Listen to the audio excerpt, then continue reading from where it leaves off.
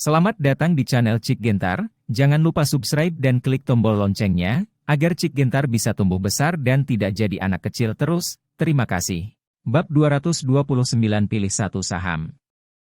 Arogansi Joel Miao membuat Robert Huo sedikit mengernyit.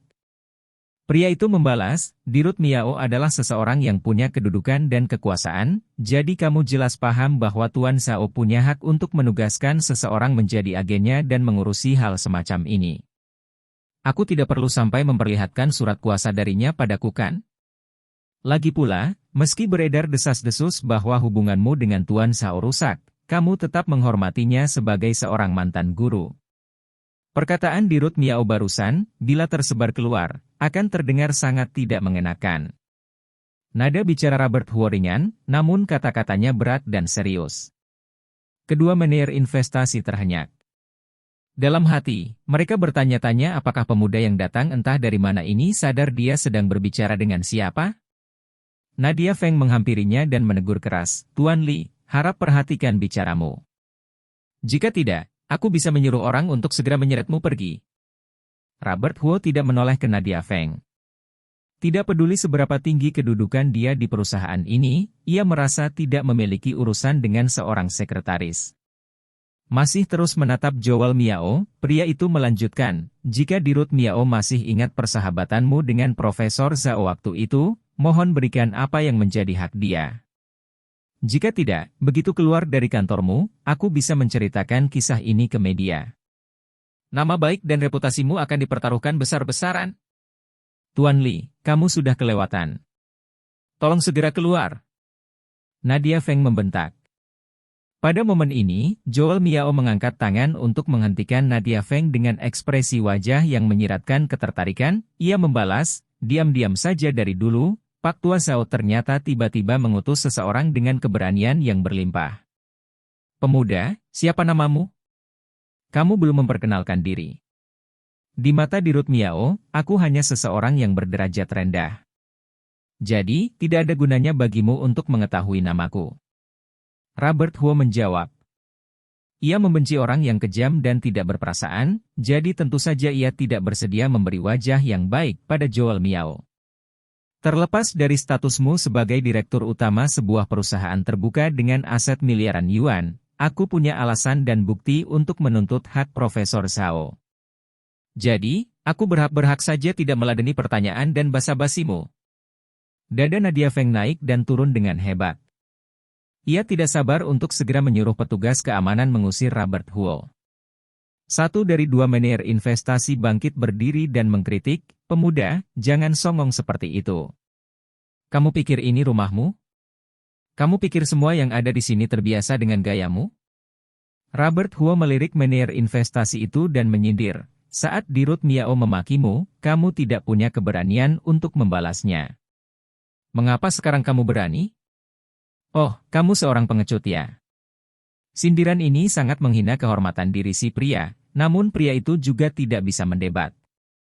Dengan wajah yang kebiru-biruan dan kemerah-merahan, ia menatap penyidirnya dengan tatapan ingin menelannya hidup-hidup. Segan repot-repot meladeni, orang kecil, Robert Huo menatap Joel Miao lagi. Sudah meluangkan waktu datang kemari, ia ingin urusan ini selesai hari ini juga. Siapa sih yang punya banyak waktu untuk pergi ke kota lain di tengah kesibukannya sendiri? Benar-benar sudah tidak tahan dengan keangkuhan tamu ini, si asisten memandang si direktur utama dan memanggil, Dirut. Joel Miao paham apa yang ingin dia lakukan, yakni memanggil petugas keamanan untuk mengusir pemuda ini. Tetapi, bukannya menuruti rencana asistennya itu, ia malah menertawai si tamu, pemuda, apa yang kamu katakan benar. Dia memang pengecut yang pilih-pilih lawan, yang satunya lagi juga sama pengecutnya. Tetapi, mereka bagaimanapun juga merupakan manajer investasi yang ada di bawah kendaliku. Kalau kamu berpikir dia tidak oke, kamu apa coba? Kamu tidak oke pangkat 2. Meski tidak paham aspek mana yang kamu maksud, aku pikir aku lebih oke darinya. Robert Huo bertutur yakin. Dalam hati, kedua manajer telah bersumpah serapah semua kata kasar pada tamu ini. Joel Miao tertawa kencang. Pria itu tiba-tiba memutar layar komputernya ke arah Robert Huo, kemudian menepuk-nepuk ujungnya dan menantang, "Baik, berhubung kamu sangat percaya diri, aku akan memberimu kesempatan untuk mempertontonkan kelihayan. Berhubung kamu menilai dirimu lebih oke dari manajer investasiku, pilihkan aku saham yang besok akan naik minimal 8%. Perdagangan saham hari ini baru akan berakhir setengah jam lagi. Jika pilihanmu benar, aku akan mencairkan saham Bapak tua Sao. Tetapi, jika kamu keliru, begitu perdagangan saham besok tutup, aku akan menyuruh orang untuk memukulimu, lalu menyobek-nyobek perjanjian kepemilikan saham yang kamu bawa dan menyumpalkannya ke mulutmu. Biarlah kamu sadar bahwa kesombonganmu yang tidak berdasar itu bisa mengundang bencana." Robert Huo menatap waktu pada layar komputer. Sekarang sudah pukul 2:23, jadi bila dihitung dengan detil, dirinya cuma punya waktu 28 menit dan bukan setengah jam. Bagaimana? Jika kamu merasa waktu yang tersisa hari ini tidak cukup, kamu boleh memilih besok pagi. Joel Miao memberi tawaran sambil menepuk sisi layar lagi. Robert Huo mengambil langkah ke komputer dan berkata, "Waktu hari ini sangat cukup." Setibanya di depan komputer, si pria mulai membuka aplikasi saham dan mengubah tampilan harga terkini saham jadi grafik Kalain harian. Lalu, ia memperbesar tampilan grafik itu demi pengamatan yang lebih akurat. Robert Huo menukar-nukar grafik Kalain emiten dengan sangat cepat. Begitu grafik salah satu emiten muncul, ia akan mengecek grafik emiten lain. Orang biasa pasti tidak mampu melihat grafik-grafik itu dengan jelas. Kedua manajer investasi dalam hati mencibirnya. Membolak-balik emiten dengan cepat, pria ini pasti sedang berspekulasi. Bayangkan saja, petunjuk apa yang bisa dilihat dengan ketergesa-gesaan seperti ini? Jika ingin melihat saham yang 100% akan naik besok, mereka yang sudah bertahun-tahun berkecimpung dalam pasar saham saja harus melakukan pengamatan yang cermat dan analisis yang komprehensif. Beberapa indikator perlu mereka gabungkan, sebut saja candlestick, grafik tren, grafik volume, dan grafik pembelian pihak asing. Meski sudah menganalisis dengan serumit itu, tingkat keberhasilan mereka juga tidak 100%. Sering disebut bisa dianalisis secara saintifik, memperoleh profit di pasar saham sejatinya lebih bergantung pada keberuntungan. Sebabnya, ada begitu banyak bandar di pasar saham dalam negeri. Yang disebut bandar saham adalah orang bermodal besar yang memegang saham emiten dengan jumlah banyak dan harga rendah. Ketika ingin harga saham ini naik ataupun jatuh, ia bisa melakukannya dengan mudah. Alhasil, harga saham yang dikendalikan bandar saham umumnya sangat sulit ditebak.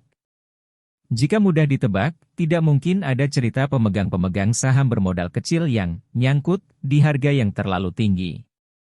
Joel Miao hanya mengamati Robert Huo selama beberapa detik sebelum akhirnya buang muka. Ia dulu sempat bermain saham, namun di kemudian hari tersadar bahwa emosinya tidak cukup stabil untuk menghadapi permainan para bandar. Jadinya, ketika perusahaannya menambahkan layanan investasi saham, ia mencari orang untuk menjalankan investasi itu. Meski sudah bukan pemain aktif, Joel Miao tetap punya pengetahuan yang mendalam tentang saham. Seperti halnya kedua manajer investasi, pria itu juga merasa pendekatan Robert Huo murni spekulasi. Dengan pendekatan ini, mau diberi kesempatan mengamati selama 10 jam pun, tingkat keberhasilan pilihannya akan sangat rendah.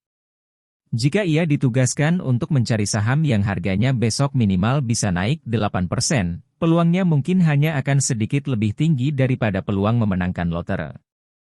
Apalagi, kondisi pasar saham beberapa hari terakhir kurang bagus. Berita yang beredar tidak begitu positif, jadi harga saham-saham unggulan sudah turun selama beberapa hari berturut-turut. Saham-saham yang harganya bisa naik hingga mencapai batas atas hanya beberapa saham baru. Saham-saham lain, jangan diharapkan deh. Sejujurnya, Joel Miao sedikit suka dengan sifat ngotot yang dipertunjukkan Robert Huo barusan. Berencana menukar kepemilikan sahamnya dengan uang tunai, ia tahu sebenarnya si profesor tua ingin mengirimkannya sebuah sinyal. Pesan itu adalah, pemuda ini merupakan calon penerusku, coba kamu tes kelayakannya. Bagaimanapun juga, ketika wafat nanti, kekayaan terbesar Profesor Zhao ada koneksinya dengan dirinya dan murid-murid unggulan lain. Andai pemuda ini tidak lulus dalam tes kelayakannya, maka statusnya sebagai calon penerus berpeluang dialihkan. Sekarang, melihat Robert Huo membolak-balik saham, tatapan Joel Miao menyiratkan sedikit kekecewaan. Di balik hujatan orang-orang karena hubungannya dengan Profesor Zhao yang memburuk, pria itu tetap berharap mantan dosennya itu bisa menemukan penerus yang berkualitas. Nampaknya, pencarian penerus sama sekali tidak mudah.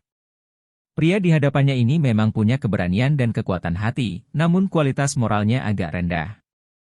Selain itu, mukanya juga kelewat tebal untuk mengakui kelemahan diri. Di dunia ini tidak ada manusia yang sempurna, jadi buat apa sih berpura-pura memahami sesuatu yang sebenarnya tidak dikuasai? Joel Miao diam-diam menggeleng. Ia sudah menyiapkan alasan untuk mengusir tamu ini. Pada momen ini, gerakan Robert Huo membolak-balik saham tiba-tiba berhenti. Selama 10 detik, pria itu menatap grafik kaleng harian saham United Industrial Corp.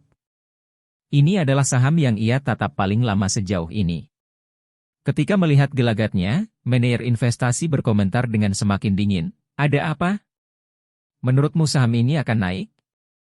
Tanpa memedulikannya, yang ditanya mengamati grafik kaleng harian saham itu dari kiri ke kanan dengan mata menyipit. Kedua manajer investasi bertatapan dan tertawa ngakak. United Industrial Corp adalah emiten bidang industri dengan total aset sekitar 20 miliar yuan.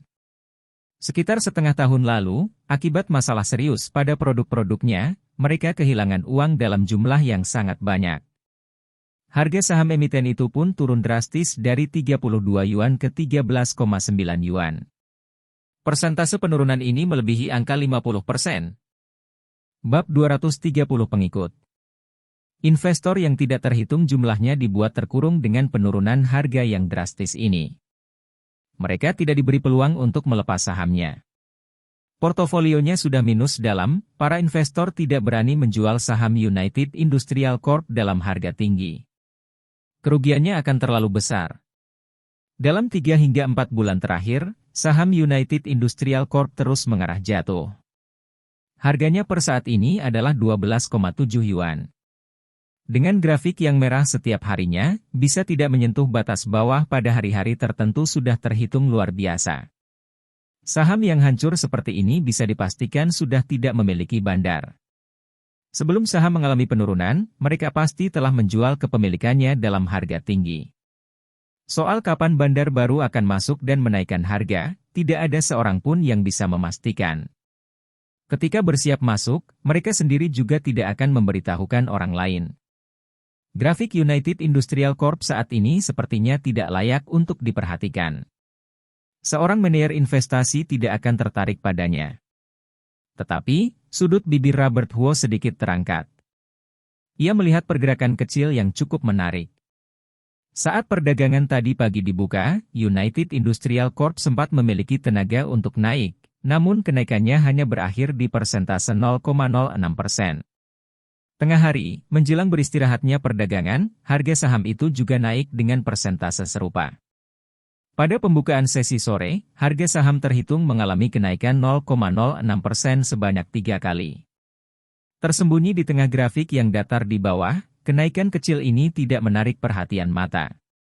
Alasan Robert Huo memperhatikan kenaikan harga sebesar 0,0% ini adalah karena dirinya pernah jadi bandar saham. Dulu, fluktuasi kenaikan dengan persentase ini adalah salah satu metode yang ia gunakan untuk menguji kekuatan naik saham. Bertahun-tahun lalu, ketika baru bersentuhan dengan industri keuangan, si pria merasa pasar saham sangat menarik. Ia pernah menjadi investor retail kecil yang modalnya tidak lebih dari 100 juta yuan, juga pernah jadi investor besar dengan modal lebih dari 1 juta yuan. Selain itu, menggunakan modal belasan juta, ia sempat mencoba jadi bandar. Untuk emiten yang total kapitalisasi pasarnya mencapai puluhan miliar yuan, modal bandar sebesar belasan juta yuan tentu tidak terhitung banyak. Tetapi nyatanya, modal segitu sudah cukup untuk mempengaruhi pergerakan harga, yang kemudian menarik perhatian investor-investor kecil. Pada naik turunnya saham, investor kecil juga punya komposisi terbesar. Bandar saham yang cerdas tidak akan benar-benar mengendalikan perusahaan dengan membeli 51% saham. Mereka hanya perlu memusatkan kekuatan. Beli cukup banyak saham dengan harga rendah, tarik naik seketika saat diperlukan, tahan harga pada angka yang tinggi, kemudian bekerja sama dengan perusahaan untuk merilis kabar baik yang besar ataupun kecil. Melihat harga saham naik hingga mencapai batas atas, seperti halnya kucing yang mencium bau amis ikan, investor kecil akan datang membeli dengan penuh semangat. Keyakinan mereka terhadap kenaikan saham yang masih bisa berlanjut juga didasari oleh berita positif yang dirilis. Setelah berhasil membesarkan modalnya dari 100.000 yuan menjadi 1 juta yuan, lalu melipat gandakan 1 juta yuan jadi 10 juta yuan, kemudian mengubah 10 juta yuan jadi 300 juta yuan, Robert Huo berhenti bermain saham. Memang tidak ingin menjadi buaya besar di pasar saham, ia sempat mencoba jadi bandar hanya karena ingin mengetahui isi pikiran para bandar. Dengan begitu, ketika menghadapi kerepotan serupa, dirinya di kemudian hari tidak akan kewalahan dan kebingungan. Selama bermain saham, Robert Huo memperoleh 1 pengikut. Secara tegas, dia sebenarnya tidak bisa dianggap pengikut. Dia hanyalah seorang pemuda yang bertemu dengannya ketika ia mengamati pergerakan harga saham di kantor bursa dan nyambung berbincang dengannya. Ketika berkenalan dengan Robert Huo, pemuda bernama Tim Miwang ini baru saja lulus SMA. Memutuskan jadi pengikut Robert Huo, Tim Miwang menyaksikannya menciptakan keajaiban secara terus-menerus. Ketika si pria memutuskan berhenti, dia duduk di tingkat 2 kuliah. Walau Robert Huo tidak pernah menyebut dirinya telah menerima seorang pengikut, Tim Miwang selalu bersikeras untuk memanggilnya guru. Itu karena dia tahu bahwa gurunya ini jauh lebih hebat dari siapapun.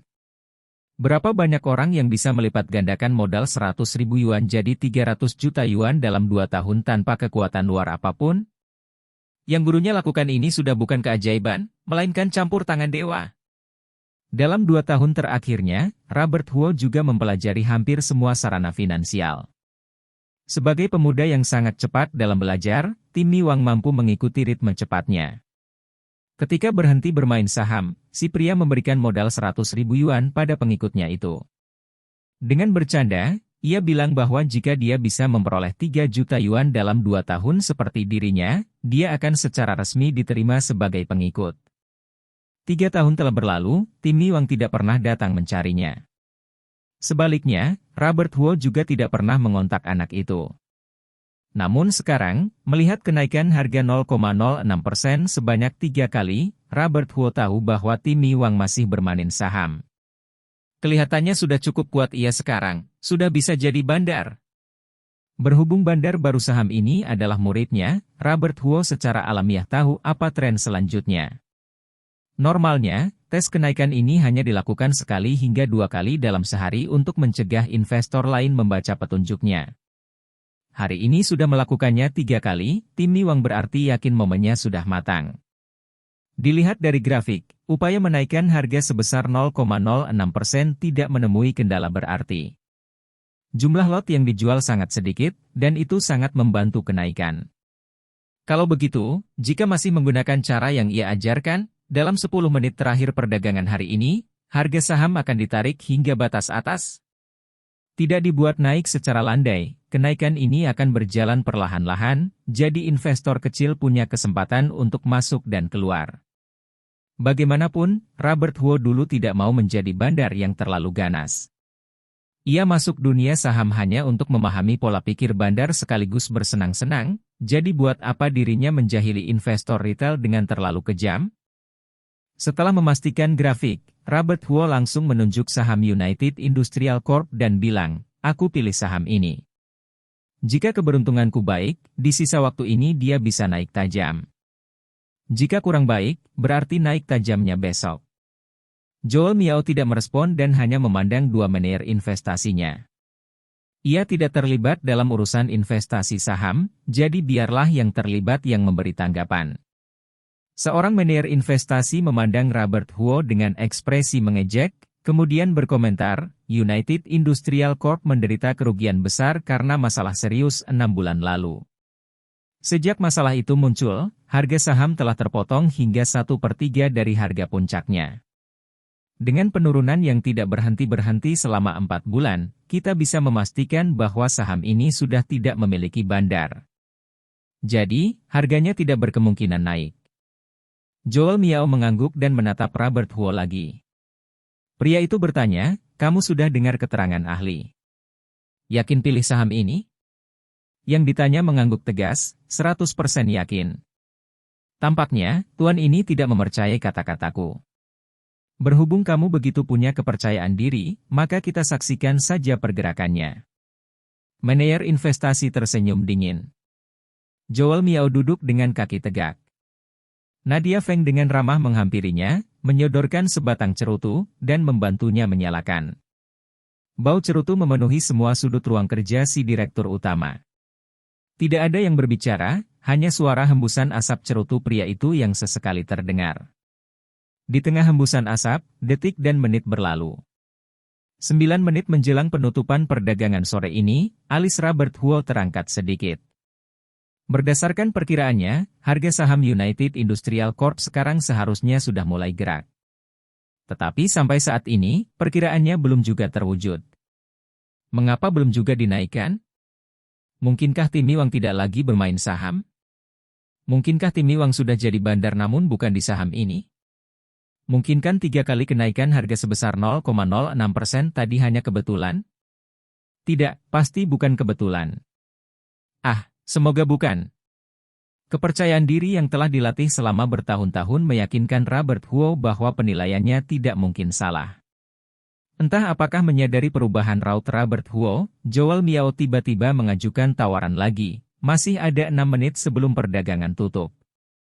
Jika mau mengganti saham lain, kamu mungkin masih punya sedikit peluang untuk menang. Hati direktur utama pada akhirnya melembut. Ia tidak ingin melihat kandidat pertama yang diutus oleh mantan dosennya pergi dari kantor dengan rasa malu. Tetapi, tanggapan yang ditanya membuat si penanya kesal. Tidak mau. Jawaban Robert Huo singkat dan kuat. Joel Miao mendengus dan tidak berbicara lagi. Sudah diberi kesempatan tetapi tidak mau memanfaatkan, jangan salahkan aku jika tesmu hari ini berakhir menyedihkan. Salah satu seorang manajer investasi mengejek, terkadang, kepercayaan diri yang berlebihan akan membuat seseorang jadi berpikiran sempit. Tidak semua hal harus menemui kegagalan dulu, baru kamu tersadar dan mengganti arah. Dengan pengalamannya yang sedikit, orang muda tidak bisa menghindari kesalahan. Asalkan bersedia mengoreksinya, ia masih punya kesempatan berhasil. Setelah dimarahi habis-habisan oleh Joel Miao, manajer investasi membutuhkan seseorang untuk melampiaskan amarah dan rasa tidak terimanya. Berhubung ada Robert Huo yang berinisiatif datang kemari, ia jelas akan menjadikannya sasaran. Ia harus menginjak-injak pemuda ini untuk menonjolkan kehandalannya. Robert Huo melirik pria itu dan membalas, apa yang kamu katakan tidak salah. Jika kamu terlalu percaya diri, kamu akan menjadi sombong. Kata-katanya diucapkan ulang dengan utuh, mana mungkin manajer investasi tidak mengerti maksud Robert Huo? Ini adalah ejekan balasan. Jelas-jelas tidak mengerti apa-apa, begitu diberi masukan, kok kamu tidak mau dengar? Kamu adalah orang dengan wajah paling tebal yang pernah aku temui. Manajer investasi itu membuang nafas panjang tanda pasrah. Begitu ia bersiap mengkritik Robert Huo lagi, rekannya tiba-tiba bertanya bingung, kok tiba-tiba naik ya?